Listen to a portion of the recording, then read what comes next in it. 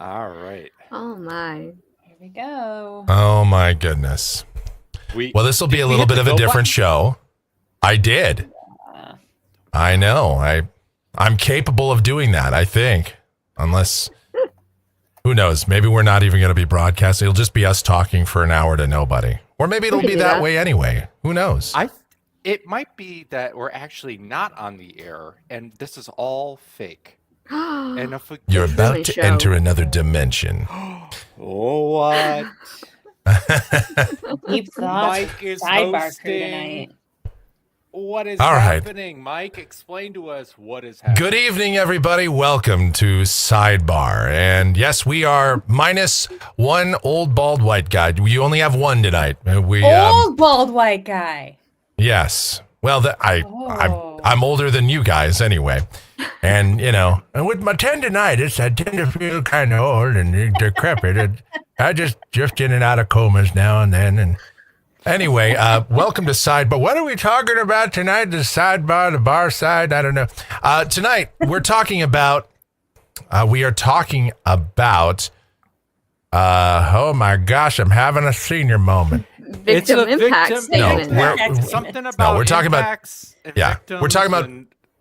we're talking about victim impact statements, and anybody that's a fan of LawTube or Real Crime, or even if you're just a news junkie, certainly at some point you have seen victim impact statements, and generally we associate those with people that have been the victims of abusive or assaultive behavior, generally felonious in nature, but they can be from people that have been the victims of fraud or theft or road rage, and they're not always for felonies. We've even seen them for misdemeanor cases. But regardless, victim impact statements are a big part of the judicial system. And, tonight we're going to kind of dissect a little bit of what their purpose is. Should we see victim impact statements before sentencing, which is what you typically see, or after sentencing, which is what we see sometimes in courts like Judge Boyd's court? That's where we often see that. This is kind of, I think that's where the genesis of this topic even kind of started, was from that, because we always thought it was a little bit strange to have the victim impact statement afterwards. But is it? So we've got a lot to cover on this, and probably who knows where else we'll go. I'm sure there's going to be a hard right turn or two, because that person is still here that does that. I'm not going to name names, but I'll just say it's not Lindsay, Ashley, or Mike.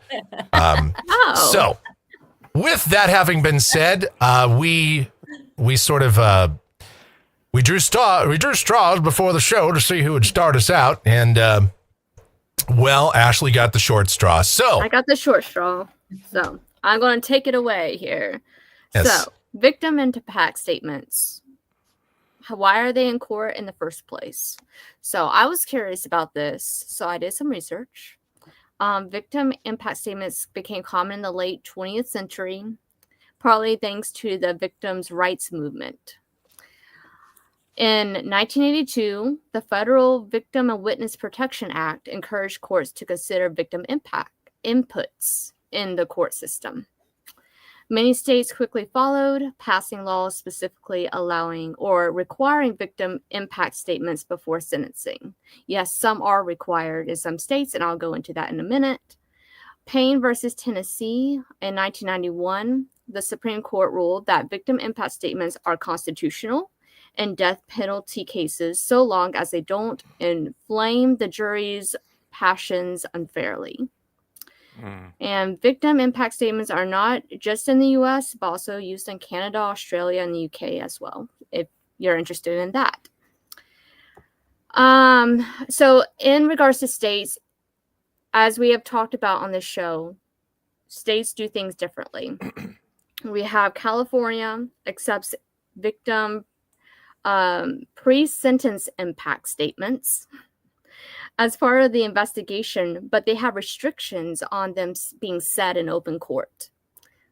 So that means that during the investigation, yeah, they're allowed, but they don't say them really out loud in court all the time. There's restrictions on those. In Maryland, victims have the right to be heard in writing and verbally. Illinois, Indiana, Connecticut, and Kansas We have victim impacts must be included in pretense reports and can be also speak at hearings. So they have to be in pretense reports and can be spoken at hearings. Oregon and Minnesota have special mechanisms for victim participation at sentencing and hear from victims in court.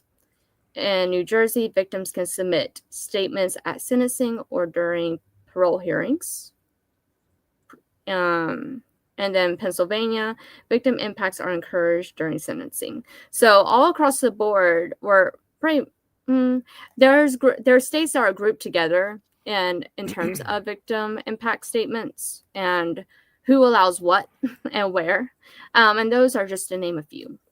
So that's what I have in regards to research into victim impact and how the states differ. How do we feel about like I know we're very nerdy. Yeah. Really? By the way, I didn't even know. Prepare I'm a this at all. But how do we feel about victim impact statements just in general, at all? I'm okay. Let's just strip away the law. Let's strip away, because I know we operate in the law here at TCF. Yeah. I'm just saying, what do we kind of dig this? Are we down with this? Should be, because I can get into the law because I've got that prepared. Yeah. I have different views about it, Bailey, just to start us off on that. I have different views about it. Yeah. I don't like victim impact statements influencing emotional behavior. I don't think they're bad overall.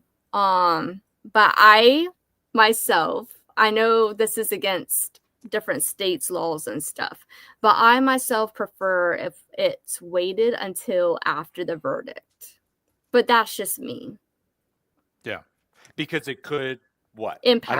I don't want to ask a leading question. Be biased. Yes. I don't want biasness in the courts. So that's just me, though. So when you say bias, though, are you referring specifically to the judge developing additional opinions or bias based off of that statement? Yeah, that or the jury, whatever it is. Okay. So that having that biasness and not, I know the jury's given the facts, but an emotion should not be part of that. Unfortunately, I mean, emotion should not be part of that. Wow, that's a quote. I'm just saying. Hey, yeah, you're not wrong or right. You We're should stick not with here the to solve facts. anything here at TCF. You should stick with the facts and let emotion come afterwards. Unfortunately, Wow. I feel for the victims, and I feel I understand that aspect, and I know they want to be heard, but I just don't. I feel like it can be taken too far at times. We've seen a couple of times where judges might change their verdict mid sentencing, and that's what I fear. I don't think that would be it's interesting because outside of a lot of courtrooms or in courtrooms you have the statue of Lady Justice, and Lady Justice is blind, and justice is supposed to be blind, meaning we are supposed to administer justice not based on skin color, gender, whatever, any sort of sexual orientation, whatever, anything that other than just the facts of the case, the merits. Did you break the law? If so, this is how we handle it. I mean, that's how it's supposed to be done. Mm-hmm. Now, that being said, what are judges? What are juries? They are human beings. And as much as you can try to divorce yourself from the emotions of it, which you should, that's how it should be, it's impossible, right? I think probably the best way to do that, though, to make sure that you have as minimal impact as possible while still allowing the victims to be able to have that catharsis, is to make sure that you have the victim impact after sentencing, which we always thought was kind of weird. All of us have commented on that in Judge Boyd's court in particular, why are we doing this after the... And even I said that because I'm used to seeing it beforehand, but realistically, the best way to do it is after the sentencing. Because when you hear before the sentencing, when you hear somebody that's been whether it was Or birth. assaulted, crippled, like they'll say, I have lasting injuries for the rest of my life, and they're crying, and or you just see their pain, or they're coming in there and their legs are broken, or whatever, or they've been defrauded and now their entire life savings is gone. And we all have emotions about that. We talk about it in the chat all the time. We've seen somebody that's had their entire life savings robbed from them by scammers or whatever the case. But the problem is, as much as that's outrageous and offensive, the facts of the case alone should really be what determines that sentencing. That's right. And yeah, I mean, that's how it should be, theoretically. Well, not Can I theoretically. ask a question here? Is Sure. the impact to the victim not a fact of the case? Is what a victim has to live with Yes. how the It victim's life is- has changed, not a fact It of is a the case. factor. But is it a can be factor. stated as fact it's a without hearing great- from the Yes. victim. It's a Right. great question. Yeah. It's a great question, Lindsay, but let me Yeah. just say this. And it's a wonderful question, but Yeah. I will say, let's say somebody that's worth $100 million gets bilked out of $1 million. That's a lot of money, Yeah. but you can Yeah. say, whatever. But Yeah. let's say someone that had $1,001 got bilked out of $1 million, and now they're left with $1. And you'd think, well, that's worse, right? Because now but it's the same crime. It impacts each one differently, but it is the same crime and should be treated with the same level of punishment, all other things being equal. I think that's kind of, at least that's my viewpoint on it. Yeah. Now, still, the victim should be heard. I totally believe in victim impact statements, and I believe that part of, if you want to say this, part of the punishment too, the part of the person, they need to be held accountable for their actions, and part of that accountability is hearing how your actions have impacted that person, or if they were murdered, the families of those victims. They should always get a chance to be heard. And not just on the witness stand when they're, testifying and, not just that part of the case, but I mean, in the more free form, part, the victim impact. And, and we see judges give a lot of leeway, and we've seen some pretty salty, spicy language from, some of these, victim impact, and it's been great. So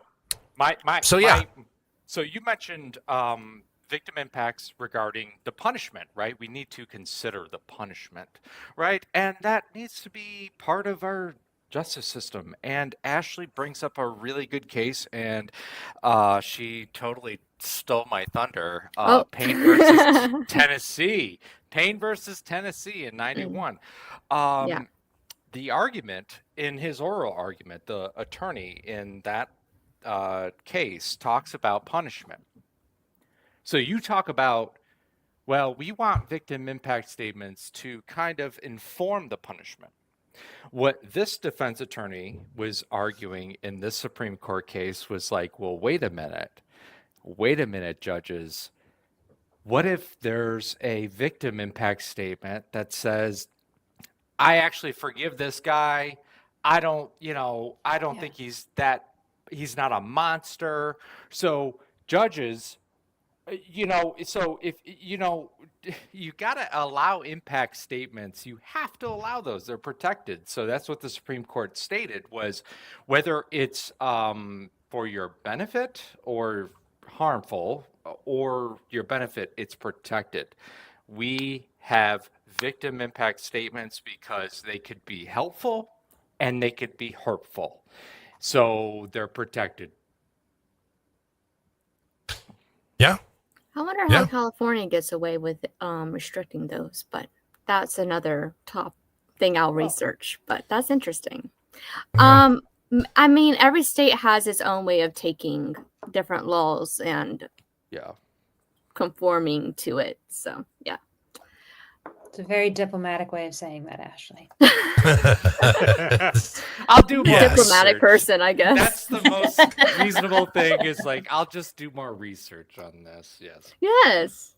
Yes, Instead this of would being be like, where Bailey, you are wrong. Like this would be where Dan comes in and says, "Yeah, California does a lot of things wrong," and you know, not would be wrong sitting there. quietly. Yeah, He sitting would quietly. he would be very, very, you know, you Petting could Ellie. see him simmering. Yes, Ellie would have to come over there and calm him down. With his contemplative look. Yes. Yes. Well, and you know, California does do things weird. I mean, there's no question about that. It's and this true. is just another one. You would think actually that would be the state where victim impact would be like they'd open the trial with it. It'd be part of opening argument, closing argument. They'd have it like a continuous loop. But that is strange. You know, you learn a lot here on Sidebar. So, So go ahead. oh, go ahead, Ashley. Go ahead. No. I had another thought. I was also thinking about the impact to victims during victim impact statements. So I'm like, okay, so we have the defendant. We understand he's being tried and everything, but we also have the victim, and we've sat through many cases with victims crying, trying to get through their victim impact statements and how that impacts the victims themselves. So when I was thinking about this, I was like, do all victims get the same opportunity during these victim impact statements? And is that fair? For instance, some might have trauma from the incident. Some can not present a victim impact statement because they It might One- be overwhelming. yeah, it's overwhelming, exactly. Or that kind of thing. And I was like, well, it's not really fair to the victims either. And then if we do our scenario and if we wait till after sentencing for the victim impact statements, how would the victim feel doing that is also a question. Well, I think that's why we see a lot of times the impact being delivered in a letter read by a proxy. Is that way they still get the opportunity to say their piece, as it were, but they don't have to stand up in front of, you know, the person that hurt them, the person that wronged them. They don't even necessarily have to be in the room, but they still have their piece said to the judge and their piece said to the perpetrator, the defendant, as it were. So there's a way around it. I don't think it's always as impactful to have a letter read, but it is a way for that to be delivered. That's true. That's true. Yeah. But they're also giving their personal details over a public forum too, and that's something I thought about too.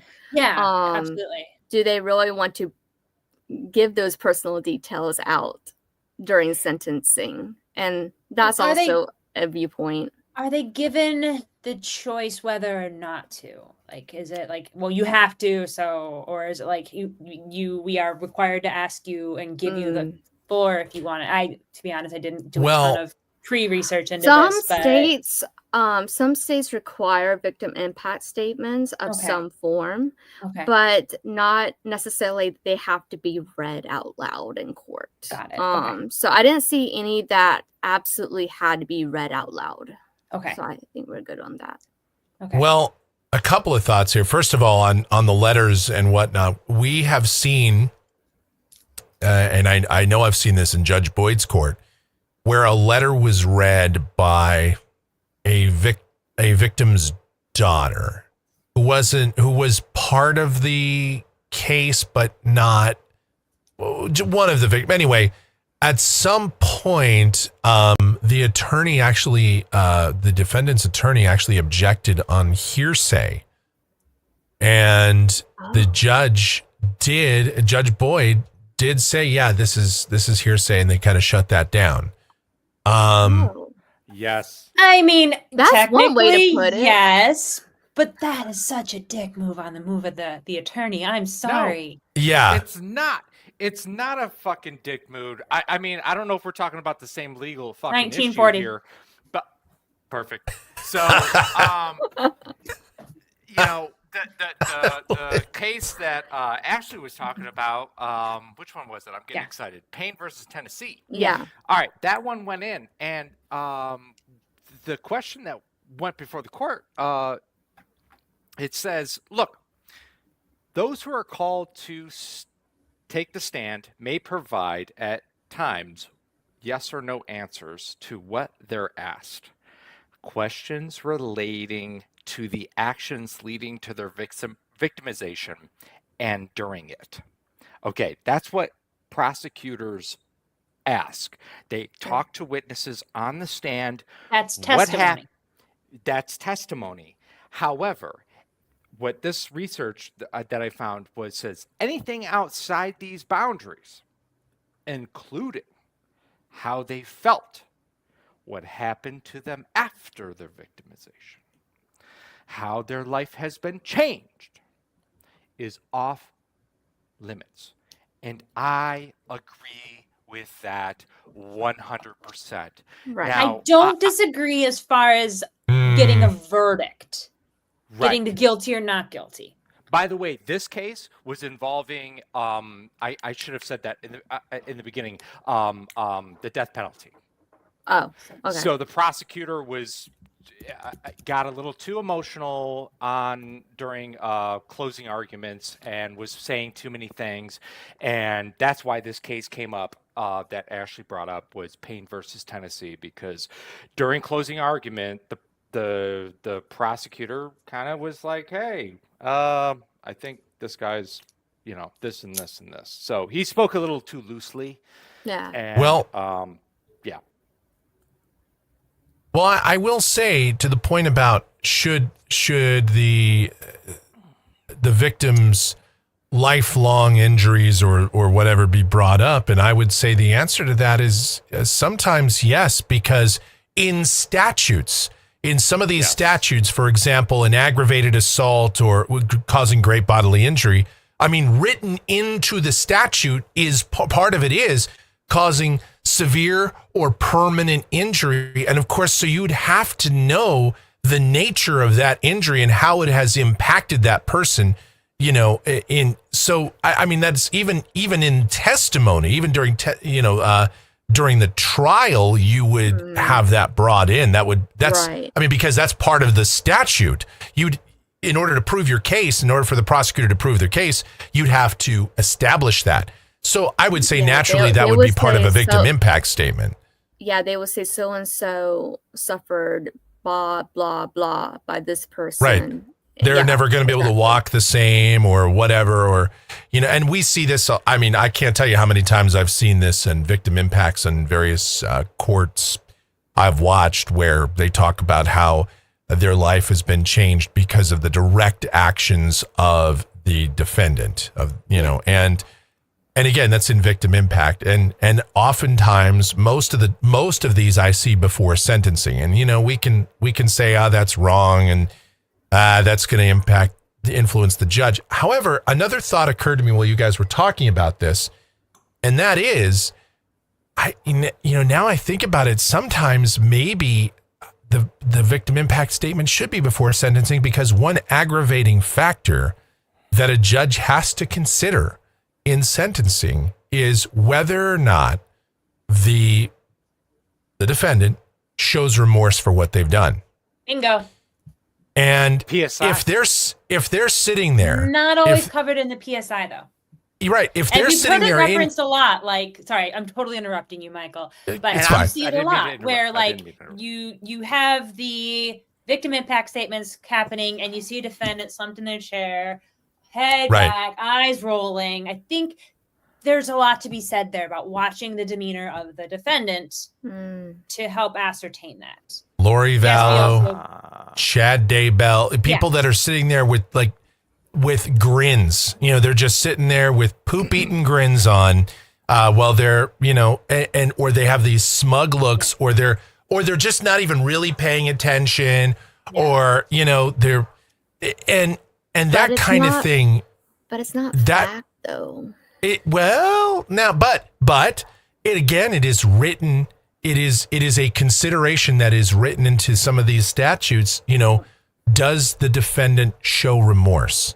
Mm-hmm. It is a factor. So So you have to, even though sometimes you can't completely quantify it. Like this person is showing a remorse factor of 79 and this one's, it's hard to put a specific number on it, but you can certainly, if you see someone that is sitting there and, they're just doodling, or they're snickering, or they're just side-eyeing the victim, you usually can pretty much ascertain that they're a jagoff and they don't care, and they don't have any remorse.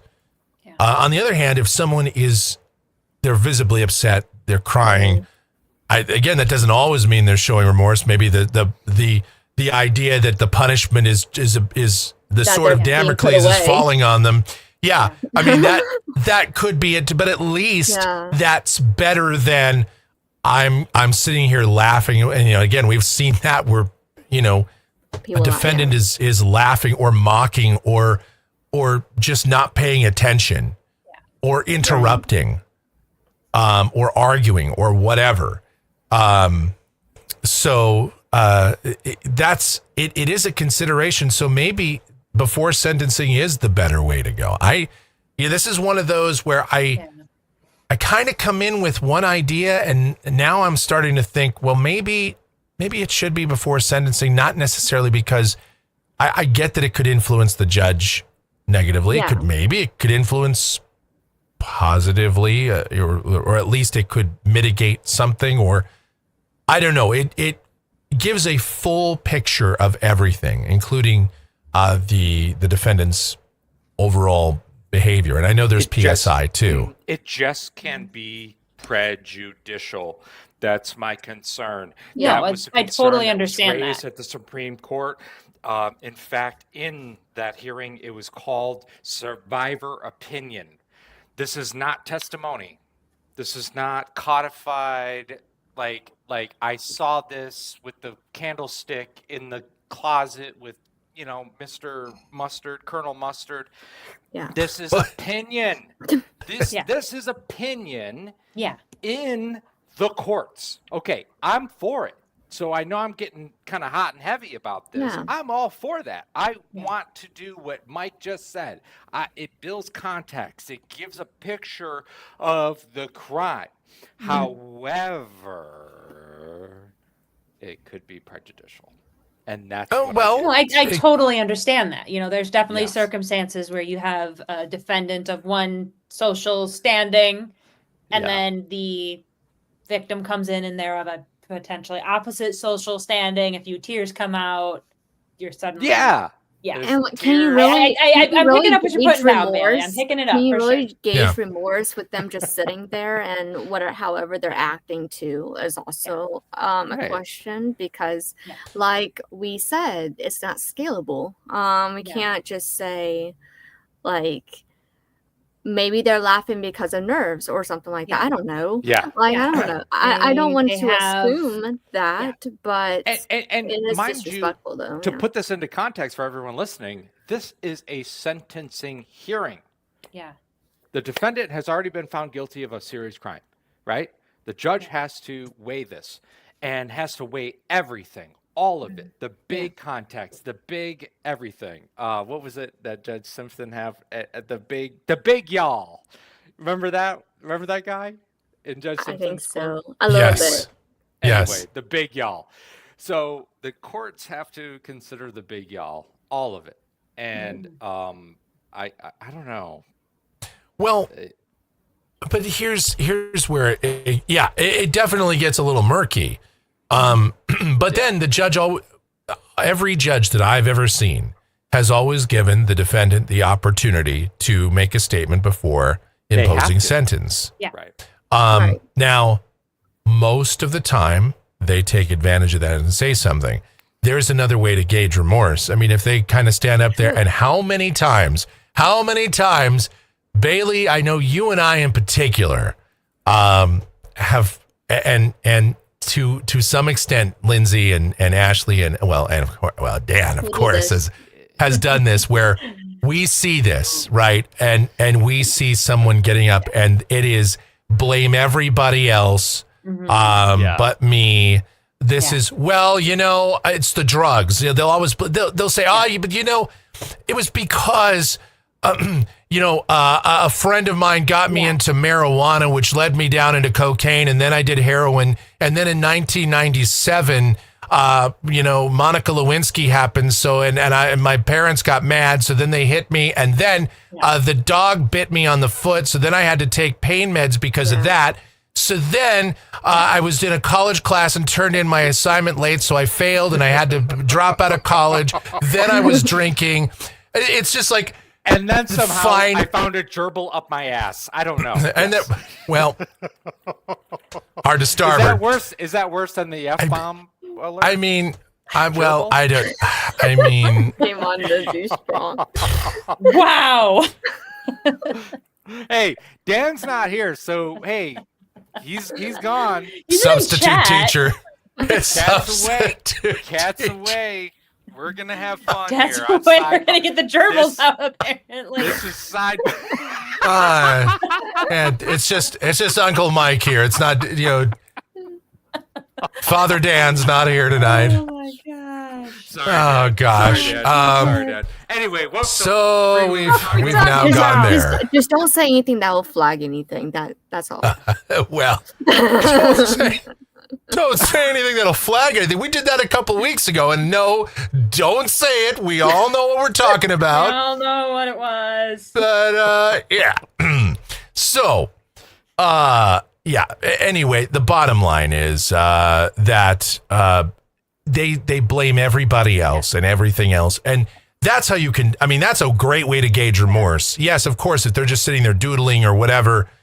I mean, yeah, Ashley's right. Maybe they just have nervous energy. Maybe they're laughing. Like, to me, monitor falls over today and breaks. laugh when I'm I get laughing hurt. about it. I laugh when I get hurt. So if I stab my toe or something, I laugh. I don't know. I do don't too. know You can why. ask. You can ask Michelle. I sometimes like she can really tell when I'm actually hurt because I'm laughing. I stub a couple of my toes on the coffee table. We have this coffee table. It is like this wood and metal. This thing could survive a nuclear war, I think. And it is Michelle's youngest named it Emma. I don't know. She names all of her stuff, Emma. but anyway, and it's like, damn it, Emma. And I'm laughing. I'm like, oh man, that really hurt. And Michelle knew that right away. I had really, I think I broke one of my toes, and it was swollen, and so yeah, when I'm hurt, I'm laughing. Yeah. And so I get that, but again, there's you take it. That's one thing. If you take the whole thing, and then they get up there and they're like, yeah, Judge, but you see, it's really my brother's fault, and then like it's just this and this and this. Here, and I didn't know there was that stop sign, and I That's don't know the blatantly speed obvious. limit. Yep. Nobody told me that you can't download that stuff. Come on, it was only like 185 images, Judge. You just had it. What's the big deal? Watching it. Yeah. Oh, yeah. We actually heard that argument. It was like, yeah, I was there. The lawyer goes, well, there's no evidence that he actually viewed this material, and somebody else got him down this road, Judge. And I was like, that is, I mean, again, zealously representing your client, neat, great job, but that was. I mean, it was getting deep in here. I mean, it was really, that was some 5 foot deep poo. I mean, whoa. So, I mean, but I yeah, don't know. To anybody listening, I mean, if you commit a crime, get ready. There's going to be victim impact statements, and there's going to be people detailing the worst part of your life and their lives because they're victims. You really messed up people's lives, man. yeah. And I that needs to be aired. And Oh, yeah. where do you do that? Now, I don't want that necessarily aired on CBS or, you have an opportunity to do this before the court. The court gives you that. It's protected. And it's controlled. It's very controlled. Remember, these victims have to address the court, not the defendant.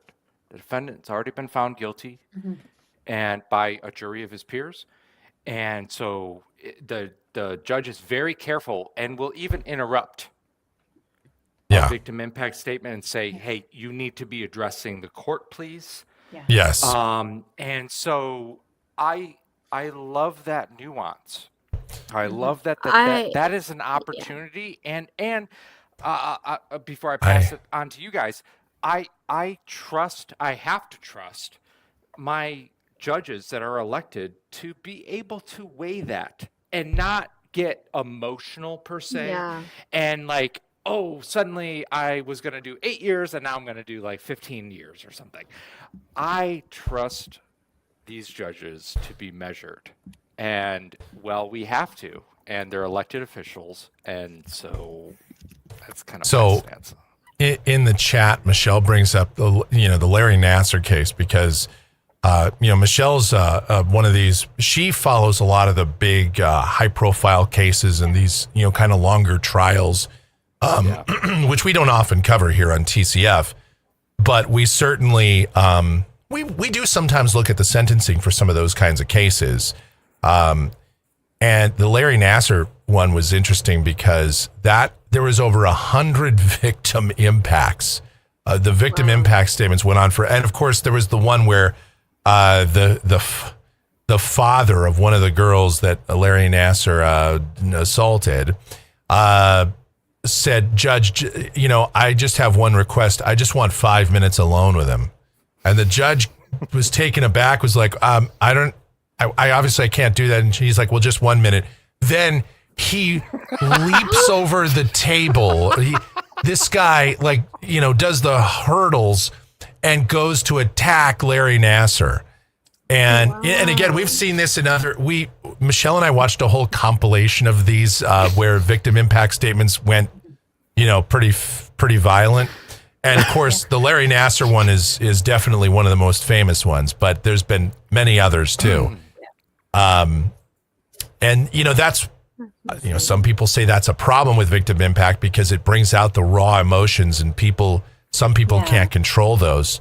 True. But I mean, it has to be done. And I'm not saying this is not a legal opinion. This is just a Mike's emotional opinion. I don't feel too bad when someone that does what Larry Nassar does gets a couple of haymakers to the face. I mean, if I'm not mistaken, that dad that jumped over the thing, I don't know if he really got in a lot of trouble. I think no, he didn't. He did not get charged.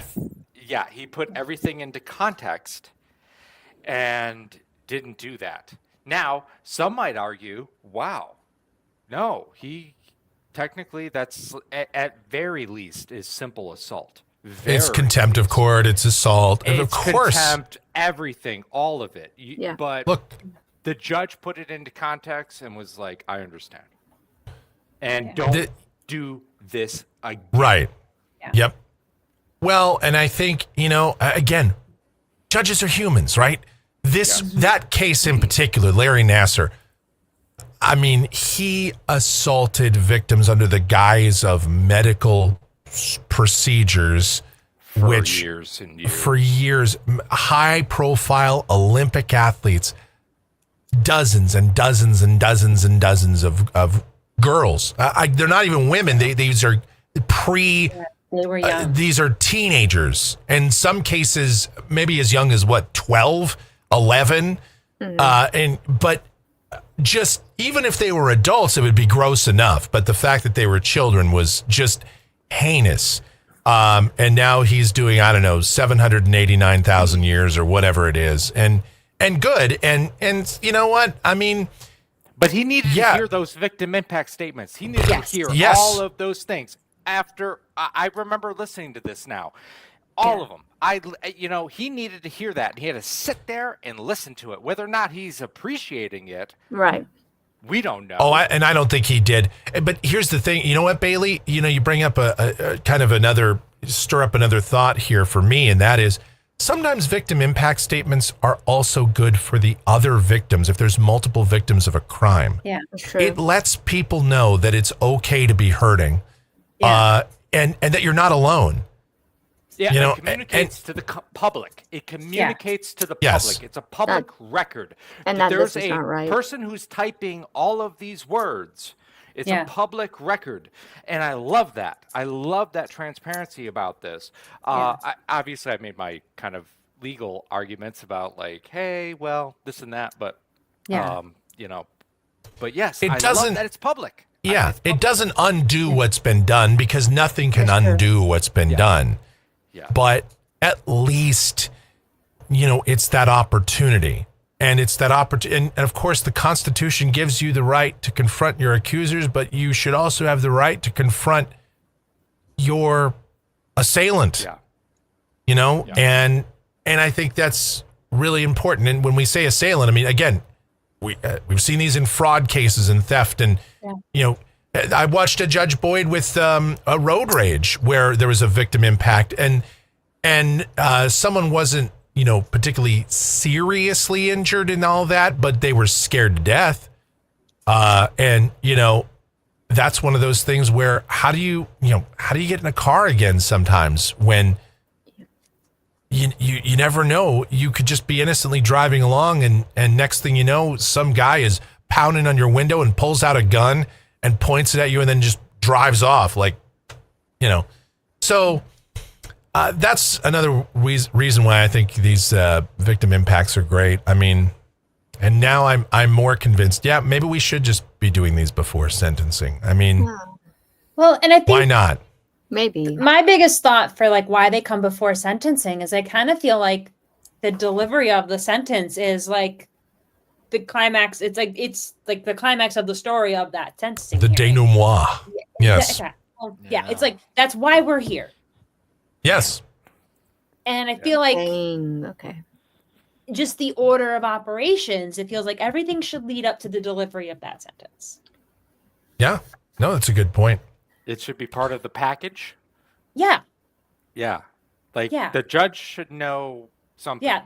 The judge is coming in, I think, with a basic idea of what they're going to hand down. Yes, I know there's obviously like, there's going to be documents read within the course of the hearing that is going to like sway things right or left. But like, But You know, what if I'm doing a victim impact statement and I am throwing at you epithets, characterizations, negative stereotyping, anything? I'm throwing that at you in court, in open. am I and the it's judge or am public. I the No, you're defendant? the defendant and I'm the victim, and I'm allowed to have my little moment on stage, and you know they can't quite like play me off the stage at the Oscars, and I'm like totally the judge can tearing rein you you in. down. The judge can I- say, Yeah. no, you need to be She speaking can to turn me, the music not on. the defendant. Yeah, like, but I'm addressing the court, but I'm talking about you.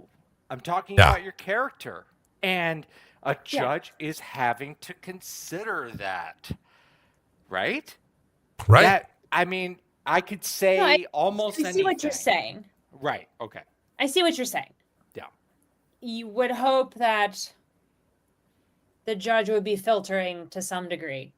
Some. If yeah. it's And I think they do. clearly not just Great. statements of I was impacted, my life has changed, I'm never going to be the same, versus this motherfucker right here fucked everything up.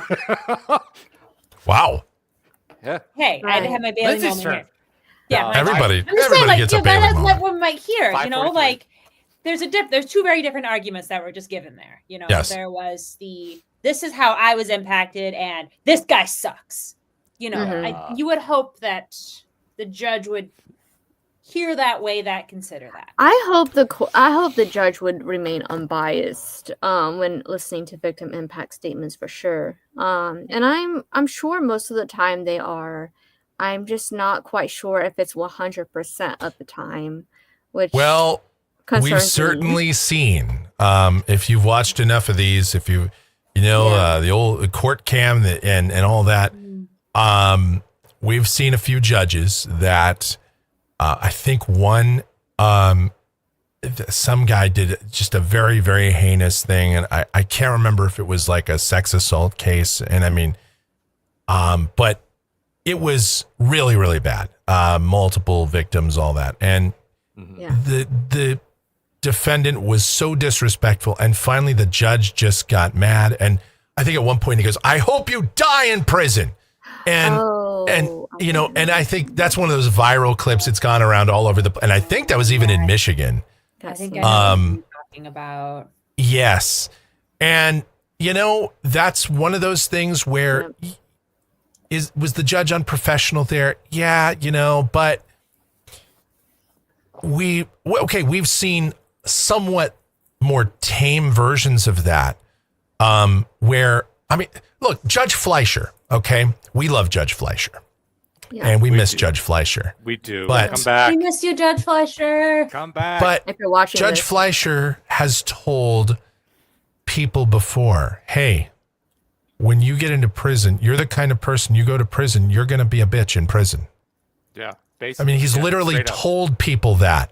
Yeah. And you know, these are, I mean, it's a little bit of a stray from a victim impact, but what he's telling these people, you know, this is what's going to happen to you.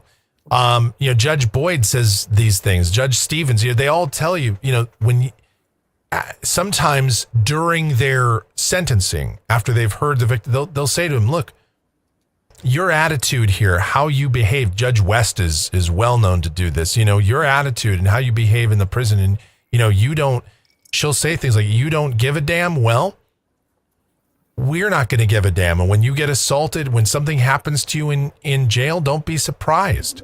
right? You know, and because again, judges are people. And when someone does not show the system the respect that it deserves, when they don't have remorse, or when they just clearly are just trying to get through the proceeding, they're like, I don't want to hear this. Yeah. You know, I they don't lose wanna it. I don't want to lose sight of the reality that all of these defendants have been found guilty Yeah. Right. by a jury of their peers. Yeah. There's Right? no So Or a we're judge. talking about- innocence. we're Unless talking it's a about- bench trial. Yeah. Yeah. Right. Yeah. And They've so been found guilty by some measure. they are Beyond being a found reasonable guilty. doubt. So to me, all right, we've checked that box. They're going to be losing their liberties in certain measures, you know. Yep.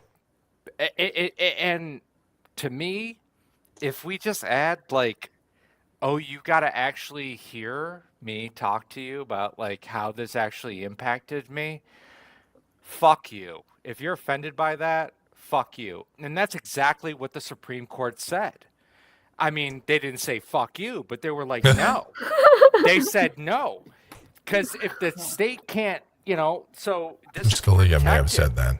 So, Scalia would. yeah, this is like a total sidebar. Because I know Dan's not here. I get to really. Well, be- Dan's in chat, but yeah. Yeah, Yeah. Dan's here, here. Bailey. He's watching you, Bailey. Oh no. He's You're gonna hear it tomorrow. Oh, no. you're gonna get it. Fuck. I'm gonna get a call, man. The boss So is anyway- calling. But Yeah. I know what Bailey is saying, though. Yes. I totally I get get it. that. And I actually, I'm understand. starting to get swayed too for the before to the before. Yes. Just because I Dan, yes, I am. just I'm Sorry, starting Dad. I'm starting to be being swayed because what you were saying, Bailey, about them already being found guilty, it's not like they can change their minds. And the judges are they have to be in that guideline of yeah. I get it now, I think. I was thinking after judgment, Yeah. but now I'm thinking of before too, because Hmm. y'all have Yeah. brought up some excellent points on But some of these impact statements can be very, I know. to use the word, impactful. Yeah. And they really do get us going. Like, as we're listening to this stuff, Yeah. we're finding out this sentencing stuff like fresh, and we're getting all of the facts, and the Yeah. state is delivering theirs. The defense makes their argument. If I'm not mistaken, does the impact happen before? If for one of the, what was that? Who's that lady judge? She's very long-winded. She talks a long Judge time. Mogan. Mogan? Okay. Mogan. Mm. Yes. Like Wisconsin. Yeah. oh my goodness. So everybody gets their time, and I don't know. I like Judge Mogan's approach, though. She is very respectful to the victims. Like I like how she does it. I like, just take your time, just slow down, take a deep breath, speak clearly, That's that right. type of thing. She kind of instructs them along the way, and I like her. I like that touch. Okay. Yeah.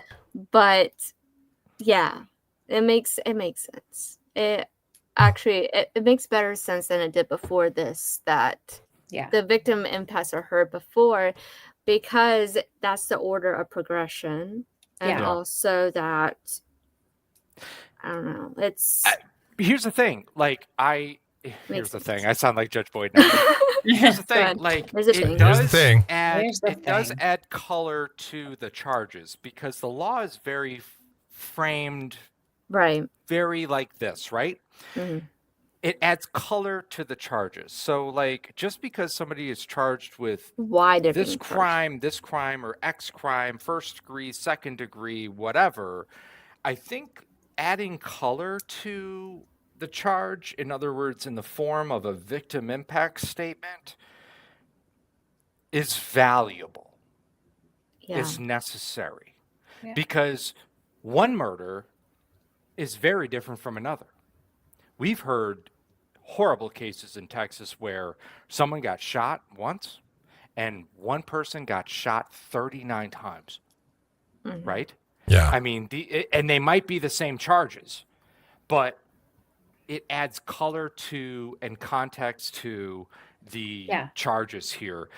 And so I guess I'm trying to say, like, I Yeah. love that we can add color to charges, but I want to be very careful, and I trust judges being very careful with that. Yeah, I Right. mean, you think about their sentencing guidelines. For a charge, you Yes. have Yeah. like a window of, Correct. this That's is what I the was length of thinking. sentence you can give. Yeah. You shoot the guy one time, you might get on the lower side. If you shoot the guy 39 times, you're going on that high end, especially if you're sitting Right. in court, twiddling your Mhm. thumbs, rolling your eyes, thinking, Hey, Freya. yeah. Hi, Freya. Freya. Yeah, you're right, Aw, Lindsay. it's You're right. With sweet. the Yeah. ranges, there's ranges, hearing and that maybe, impact and hearing all those pieces can help provide the context for why the judge is giving the higher end rather than the lower end. Can that be abused? I'm absolutely. Has it been? Yeah. I'm positive it has. But this is the intent of this procedure and how the order of operation. But the judge still has to have the and he reasoning still has behind to- the reasoning why they have are to charging explain it. that, and Yeah. the way that's why he speaks at the end. Yeah. I am Yeah. charging for this because of so and so and so and so and so and so, and that's why Yeah. they're so Right. long-winded sometimes, because they're Yeah. trying to validate Yeah. their decision. Yeah. So Because- I feel better Because about some yahoos this, on the actually. internet Yeah. are going to watch it, and then they're going to have their own YouTube program where they break apart. So they want to make sure every period is on there, every T is crossed, every I is dotted. See what happens on, 'cause that's our on job. Sidebar, Yeah. Ashley? Ah, man, we I can got solve so things and we influenced. feel better. Sometimes I you do. come into it feeling Sometimes one we do way, solve things. you go another way. Yeah, I mean, Yeah. And I'm actually the contrarian and the sidebar, which I don't think has truly happened before. So I that's- thought I was going to be controversial on this one. You were because at first, because of and my then I argument. figured out what It's you were like, doing. I don't know, but like everything brought in clarity. law, it's nuance, right? Yeah. Yeah. And I think that's what makes us Why really you fucking practice cool. it rather than right. I mean, we don't practice it, but No. no, it's like that's why it is practiced rather than exactly, and that's why it's its whole area of study. Right. It's like, I mean, so Like a I science. appreciate that area of study and what these lawyers are doing out there. I love law. What I think I love about it most is that it's even though it is black and white on paper, it's not. Yeah. I was thinking about that preparing for this show, and I say this a lot, but it's true. This is a legal enterprise that we talk about, but it's also a human element, a human enterprise too. We're talking about humans' lives, contacts, putting it into like, how old are they? Are they sick? Do we think they might be mentally ill? Yeah. You know, it's Have to check all those boxes. it's all of this, and it's Yeah. really messy. And people Yeah, like that us, was people that was like us, today. Yeah. it was Tuesday. Yeah. And for us, that is Tuesday. And we can handle that. And we can handle that like while we're doing our work, and like where I'm sitting, this is my office. You know, and we're nerds so much so that like we can watch these incredibly complex and listen to these incredibly complex issues, but also take care of our daily lives, and also be compassionate and ask ourselves some really tough questions, like And that's victim impacts, why judges need sovereign some. citizens. That's why judges need breaks too. I mean, we see Yeah. Judge Glazer and her the Glazer beam sometimes. I'm glad you said that, Ashley. I'm glad you brought that fact up, because you're right. Yes, and that's why she needs to take a break. She's not even doing, these long trials. She's just doing, these appearances. But case after Yes. case after case, it wears on. Could you someone. imagine? Yes. Yeah. Ashley, I'm so glad you brought that Back up. to back. 26 to back, to back. pages. Yeah. Jesus. Yeah. And they start I going out of can order, imagine and that. she just. And then that audio. She's got that audio where it's, it's in and out. And it's like, oh, so, it's like, it's just like, it's just Once she gets her audio Spanish. she'll be good. That's just an extra added layer of stress to her. So Yeah. yes. Well, I mean, we'll probably, maybe we'll check in on Judge Glazer tomorrow on TCF, because I sometimes she messes up our audio, and that's why I don't go to her on when it's me running the show. But I think we'll try for tomorrow, because I was watching a little bit today before the show, and she was really having issues with that audio in there. Yeah. Yeah. I think they she's need going to to have find to have some a more victim tech impact people. statement. They need to find better tech people to fix the audio issue. They need Dan or Mike. I'm telling you, I could fix. Like, first of all, you don't need this mic. You don't need that. But just have just have one of those. I don't know, just a couple of mics in there that are halfway decent, and you get one of these guys over here, these Scarletts, and that's little or a hardware compressor, and that's all you need. That way, your audio is clean and clear.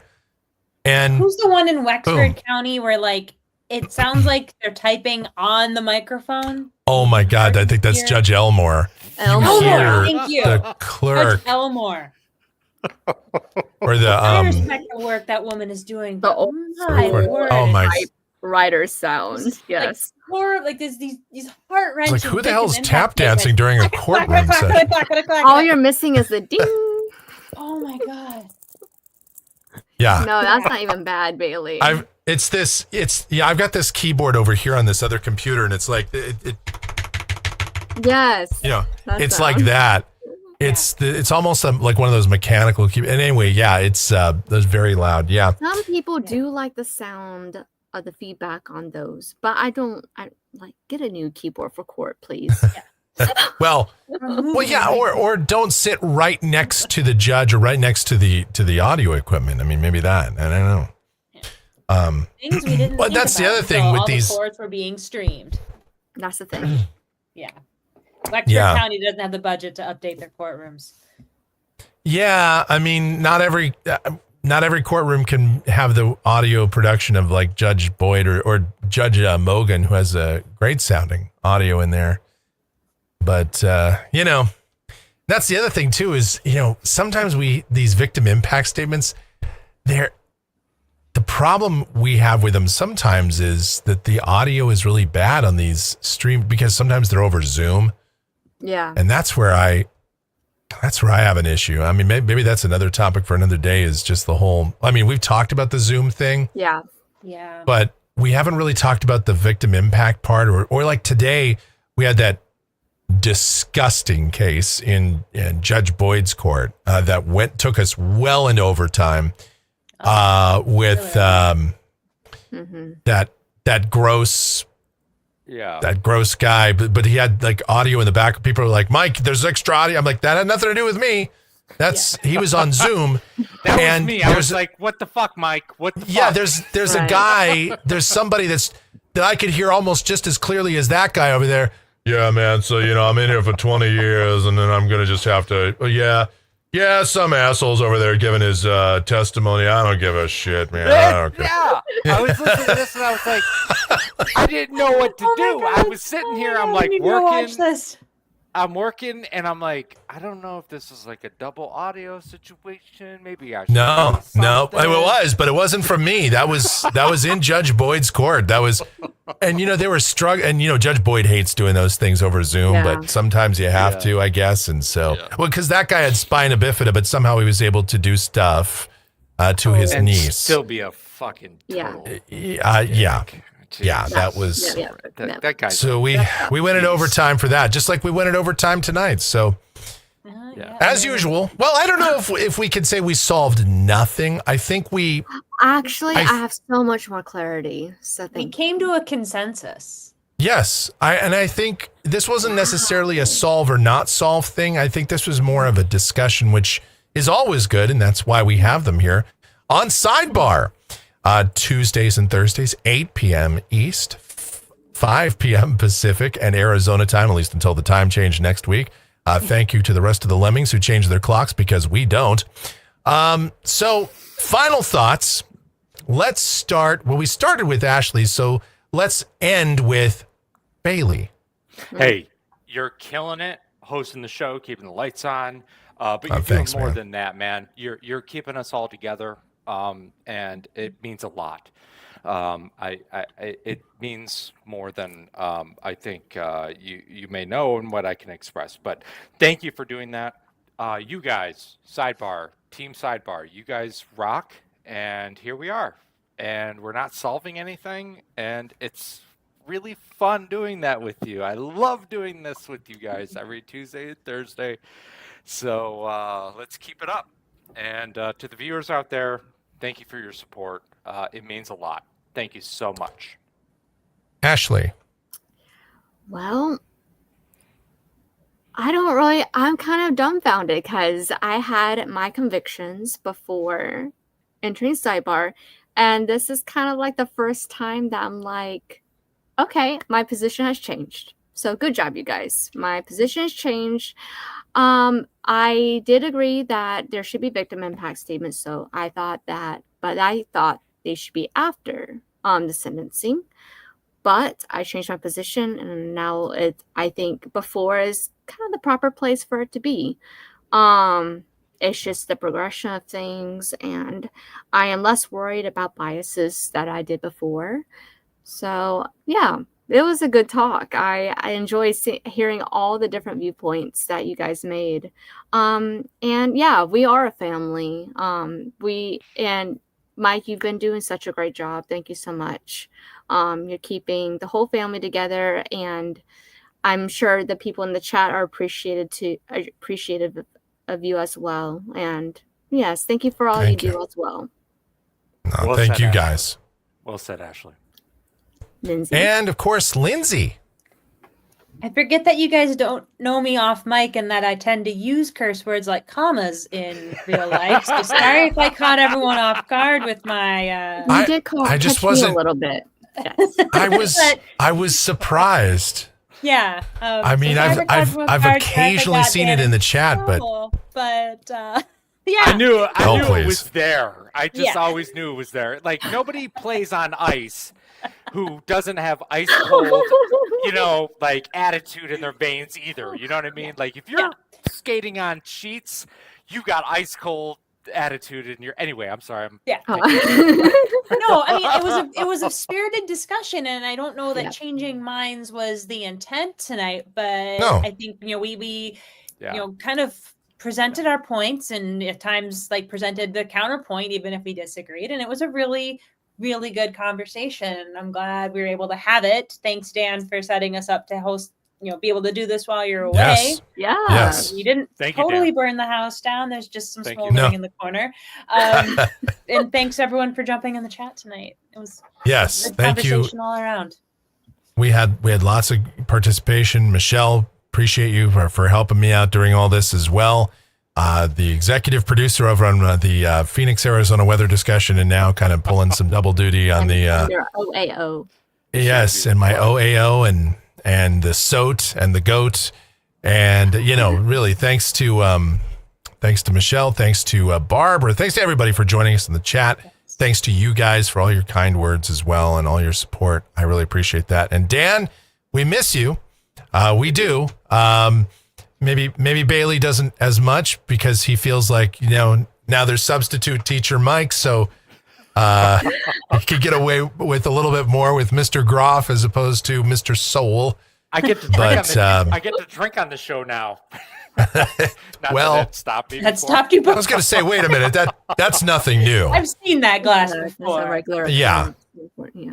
But Me, I just have Coke Zero. So, well, anyway, this has been a great chat, and this wasn't really about changing minds. This isn't a right or wrong thing. Ashley said, my mind has changed, but I mean, there's no wrong opinion here, really. No.